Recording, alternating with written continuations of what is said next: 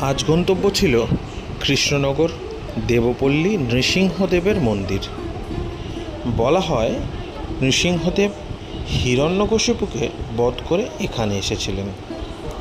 মন্দিরের মূর্তিটি বহু প্রাচীন।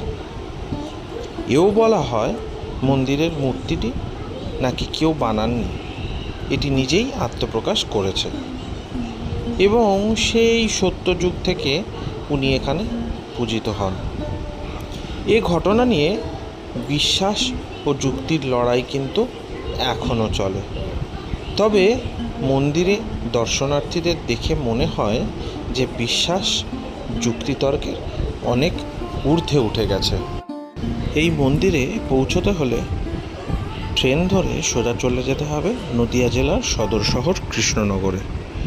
সেখান থেকে খুব সহজেই নৃসিংহদেবতলা মন্দিরে কিন্তু বা নৃসিংহদেবের মন্দিরে কিন্তু পৌঁছানো যাবে।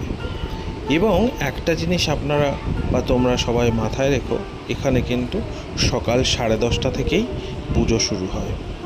কথায় বলে বিশ্বাসে মিলায় বস্তু।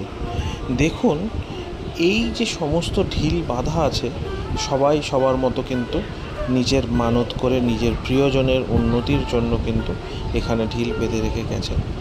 এবং নৃসিংহদেবের প্রিয় জিনিস কিন্তু তুলসী। সেই তুলসীর মালাই কিন্তু নৃসিংহদেবকে অর্পণ করা হয়। আবারও বললাম, সকাল 10:30 থেকে পুজো শুরু হয়। যে কোনো জিনিস আপনি এখানে দান করতে পারেন। সকাল 11টা থেকে ভোগ রান্না শুরু হয়। ধন্যবাদ।